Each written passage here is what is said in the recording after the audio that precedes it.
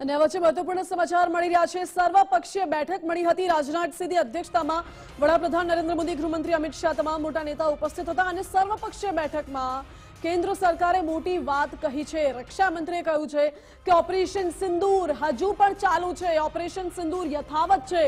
પાકિસ્તાન સામે ઓપરેશન યથાવત છે। એનો મતલબ એ છે કે હજુ પણ આગામી સમયમાં પાકિસ્તાન સામે કડક કાર્યવાહી થઈ શકે છે। આ બેઠકમાં સરકારે કહ્યું છે કે 100 આતંકીઓનો ખાત્મો બોલાવવામાં આવ્યો છે। ઓપરેશન સિંદૂર અંગે સર્વપક્ષીય બેઠક મળી છે અને દેશ હિતમાં સૌ સરકારની સાથે છે તેવું વિપક્ષ નેતા રાહુલ ગાંધીએ કહ્યું છે। જ્યારે સરકારની કોઈ આલોચના અમે નહીં કરીએ, મલ્લિકાર્જુન ખડગેએ કહ્યું। આ તરફ તમામ રાજકીય પાર્ટી સરકાર સાથે છે। કિરણ રિજિજુએ નિવેદન આપ્યું અને સંકટની ઘડીમાં તમામ લોકો સરકારની સાથે છે તેવું કહેવામાં આવ્યું।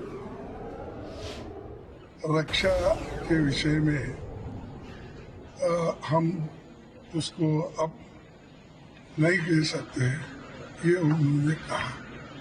तो हम सभी जितने भी पार्टी के लोग थे, सभी ने ये बताया कि इस घड़ी में, इस संकट के घड़ी में हम सब आपके साथ हैं और आप जो काम कर रहे हैं करते रहिए और देश के हित में हम आपके साथ रहेंगे। पूरा सपोर्ट दिया हमने। जो खारगे जी ने कहा वो सही है कि ऐसी चीजें जो डिस्कस नहीं करनी है, तो बस सबने सपोर्ट किया। सर, आज के ऑल पार्टी मीटिंग में मैंने कॉम्प्लीमेंट किया हमारी आर्म फोर्सेस को और भारत सरकार को कि उन्होंने एक ऑपरेशन सिंदूर को अंजाम दिया। मैंने अपनी बात में ये कहा कि एक इंटरनेशनल कैंपेन हमको चलाना चाहिए टीआरएफ के खिलाफ, और खास तौर से सिक्योरिटी काउंसिल इसको डेजिग्नेट करे और हमको यूनाइटेड स्टेट्स ऑफ अमेरिका को ये बताना है कि वो अपने ही मुल्क में इसको फॉरेन टेररिस्ट ऑर्गेनाइजेशन डेजिग्नेट करे। સર્વપક્ષીય બેઠકમાં તમામ વિપક્ષી નેતા સરકારની સાથે છે અને દરમિયાન રક્ષા મંત્રીનું મહત્વપૂર્ણ નિવેદન। મારી સાથે ન્યૂઝરૂમથી સહયોગી વિજય દેસાઈ લાઈવ જોડાઈ ગયા છે। વિજય, રક્ષા મંત્રી રાજનાથસિંહે કહ્યું છે કે ઓપરેશન સિંદૂર હજુ પણ યથાવત છે, ચાલુ રાખીશું। શું થાય છે આનો અર્થ?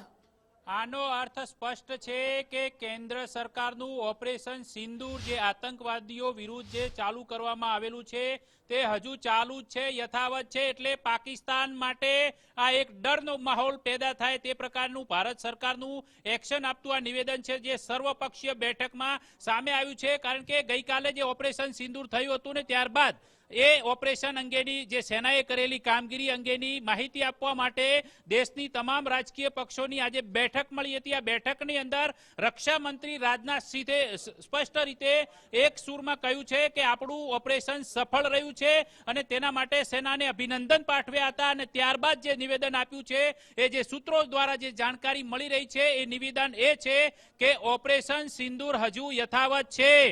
ઓપરેશન સિંદૂર યથાવત છે એનો અર્થ એ છે કે હજી પણ પાકિસ્તાનની સરજમીન પર છુપાયેલા એ આતંકવાદીઓને વીણી વીણીને ખતમ કરવાના બાકી છે અને તેમના ખાત્મા સુધી ભારત આતંકવાદ વિરુદ્ધની જે લડાઈ છે જેમાં ઝીરો ટોલરન્સની નીતિ અપનાવેલી છે એ નીતિને વળગી રહેશે અને પાકિસ્તાનમાં ઘૂસીને આતંકીઓનો સફાયો કરશે એ વાત સુનિશ્ચિત છે। કારણ કે ભારતીય સેનાએ એ પણ કરી બતાવ્યું છે ઓપરેશન સિંદૂરમાં કે માત્ર 25 મિનિટના સમયગાળાની અંદર 9 ઠેકાણાઓ ધ્વસ્ત કરીને 100 થી વધુ આતંકવાદીઓનો ખાત્મો બોલાવ્યો અને એ ખાત્મો એ પણ જેવા તેવા નહીં, પરંતુ વર્ષ 2000 થી લઈને 2025 સુધીમાં જે ભારતની જમીન ઉપર આવીને જે આતંકવાદી હુમલાઓ કર્યા હતા એ તમામ મોટા આતંકવાદી હુમલાઓનો બદલો છે એક જ ઘામાં લઈ લીધો। અને જૈશે મોહમ્મદ હોય કે લશ્કરે તોયબા હોય કે પછી હિઝબુલ મુજાહિદીન હોય, તમામના મોટા મોટા હેડક્વાર્ટર કે જ્યાંથી આતંકના કીડાઓ પેદા થતા હતા એ આતંકના કીડાઓના દર બુરી દીધા અને જમીનમાં એમને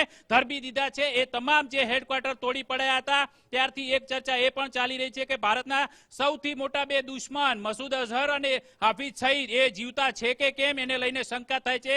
કારણ કે ગઈકાલે આખી પાકિસ્તાનની સેના અને પાકિસ્તાનની સરકાર એ શ્રદ્ધાંજલિ આપવા માટે ઉમટી હતી અને શ્રદ્ધાંજલિ માટે જે પુષ્પાંજલિના પુષ્પો લાવ્યા હતા તેની પર રાષ્ટ્રપતિ અને COS એટલે કે ત્યાંના ચીફ ઓફ આર્મી ડિફેન્સ સ્ટાફના નામની તકતીઓ પણ હતી. એટલે સ્પષ્ટ થાય છે કે કોઈક મોટું માર્યું ગયું છે. અત્યારે હાલ પાકિસ્તાનમાં ગૃહયુદ્ધની સ્થિતિ છે, પરંતુ સૌથી મોટી વાત એ છે કે ઓપરેશન સિંદૂરમાં ભારતે જે 9 ઠેકાણાઓ ધ્વસ્ત કર્યા, પરંતુ હજી પણ કેટલાક નોટિફાઈડ કરવામાં આવેલા જે આતંકી ઠેકાણાઓ પાકિસ્તાનની સરજમીન પર ધમધમી રહ્યા છે એમનો પણ ટૂંક સમયમાં વારો પડવાનો છે.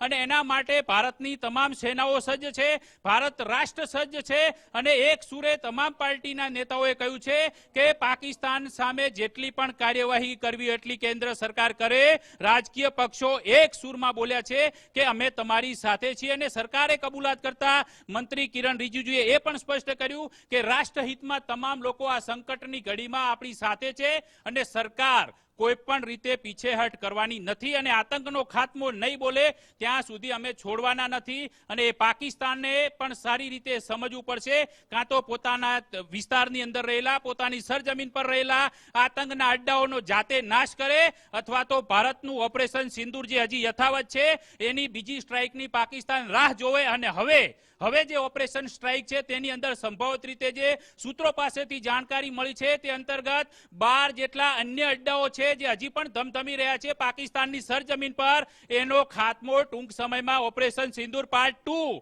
કે આમ જોવા જઈએ તો પાર્ટ 2 ની અંદર તેનો ખાત્મો બોલાવવામાં આવશે તે વાત સુનિશ્ચિત છે અને તેના માટે ભારતની સેના સંપૂર્ણ રીતે સજ્જ છે. પાકિસ્તાન ચાહે ગમે તેટલી અવળચંડાઈ કરે, બોખલાટમાં આવીને ગમે તેટલો કાંકરી ચાળો કરે, પરંતુ પાકિસ્તાનને એ વાત હવે સ્પષ્ટપણે માનવી પડશે. પરંતુ ભારતે જે પ્રકારે આ સર્વપક્ષીય બેઠકમાંથી એક મોટો સંદેશ એ પણ આપ્યો છે કે પાકિસ્તાનના સૌથી મોટા મદદગાર તુર્કી અને ચીન એને પણ સ્પષ્ટ શબ્દોમાં કહી દીધું છે કે આ પ્રકારની જો કોઈ પણ મદદમાં આવ્યા છો ને તો તમારો પણ વારો પડી જશે. એ વાત પણ આ સૂત્રો દ્વારા જે બેઠક છે મળી હતી તેની અંદરથી ખુલીને સામે આવી છે. અને સૌથી મોટી વાત એ છે કે પહેલગામની અંદર નિશસ્ત્ર નિર્દોષ પર્યટકોને નિશાન બનાવનાર TRF જે લશ્કરનું મુખોટું છે એ લશ્કરના મુખોટાને પણ પ્રતિબંધિત જાહેર કરવાની, તાત્કાલિક ધોરણે તેને આતંકવાદી સંગઠન આંતરરાષ્ટ્રીય સ્તરે જાહેર કરવાની માગણી છે એ ઉઠાવી છે. AIM ના નેતા અસુદ્દીન ઓવૈસીએ તેમણે સ્પષ્ટ કર્યું છે કે અમેરિકા, બ્રિટન અને ચીન સહિતના તમામ દેશ એક સૂરની અંદર આ TRF ને તાત્કાલિક ધોરણે વૈશ્વિક આતંકવાદી સંગઠન જાહેર કરે. કારણ કે UNSC ના પ્રસ્તાવમાં TRF નું નામ હતું એ આ પાકિસ્તાને જ હટાવ્યું હતું. ત્યાંના વિદેશ મંત્રી ઇસાક ડારે કહ્યું હતું કે આનું નામ અમે હટાવ્યું છે તો તેને તાત્કાલિક ધોરણે આતંકવાદી સંગઠન જાહેર કરવામાં આવે. પરંતુ દેશની જનતાએ પણ આ સમાચાર અત્યારે સાંભળીને ગર્વ લેવો પડશે કે ઓપરેશન સિંદૂર આપણું યથાવત છે. પહેલી વખતમાં જે એટેક કર્યો તેની અંદર 9 ઠેકાણા ધ્વસ્ત થયા. હજી પણ સૂત્રો દ્વારા માહિતી છે અનુસાર બીજા 12 ઠેકાણા પાકિસ્તાનમાં ઘૂસીને ધ્વસ્ત કરવાના છે અને ઓપરેશન સિંદૂર હજી યથાવત છે. આ કેન્દ્ર સરકારની સૌથી મોટી જાહેરાત સર્વપક્ષીય બેઠકમાં આપવામાં આવી છે. એ બેઠક પહેલા વડાપ્રધાન મોદીના નિવાસ સ્થાને પણ બેઠકોનો દોર યથાવત રહ્યો છે આજે પણ, જેમાં NSA અજીત ડોવાલ સાથે 50 મિનિટ સુધી તેમને લાંબી ચર્ચા કરી હતી, સીમા સુરક્ષાની ચર્ચા કરી હતી અને ત્યારબાદ ગૃહ સચિવ સાથે પણ વડાપ્રધાન મોદીએ મહત્વની બેઠક યોજી હતી. એ જ બેઠકના સમાંતર સર્વપક્ષીય બેઠક મળી, જે બેઠકની અંદર અધ્યક્ષતા રક્ષામંત્રી રાજનાથસિંહે કરી હતી. તેમની સાથે ગૃહમંત્રી અમિતભાઈ શાહ હતા, કેન્દ્રીય મંત્રી કિરણ રિજિજુ હતા, નિર્મલા સીતારમણ હતા, S જયશંકર હતા. એમની સાથે સાથે વિપક્ષમાંથી ઓવૈસી હોય, મલ્લિકાર્જુન ખડગે હોય, રાહુલ ગાંધી હોય, સંજય રાઉત હોય, સુપ્રિયા સુલે હોય, અખિલેશ યાદવ હોય, આ તમામ નેતાઓ એકી સુરે બોલ્યા છે કે જે કરવું એ કરો, અમે તમારી સાથે છીએ. આ અખંડ ભારતની વાત છે, ભારતની અખંડતાની વાત છે. એટલે આતંકવાદને સીમા પારથી થતો આતંકવાદ છે તેને નાથવા માટે સમગ્ર દેશ એક સુરે બોલી રહ્યો છે કે ઓપરેશન સિંદૂર પાર્ટ 2 આવી શકે છે. જી